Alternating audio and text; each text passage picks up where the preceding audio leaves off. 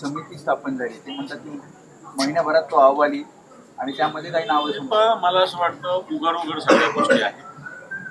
चौकशी नावं येईल, मान्य आहे सगळ्या गोष्टी. याच्यात वेगवेगळे डिपार्टमेंट्स आहेत, महसूल आहे, वेगवेगळे डिपार्टमेंट याच्यामध्ये. एकटा महसूल ईडीनं चौकशी केली पाहिजे ना. एकनाथ खडसेंनी याच पुण्यामध्ये MIDCच्या जमीन कमी किमतीने घेतली होती. याच देवेंद्र फडणवीसांनी जोटी कमिटी नेमली होती. एकनाथ खडसेंना राजीनामा द्यायला लावला होता त्यांनी.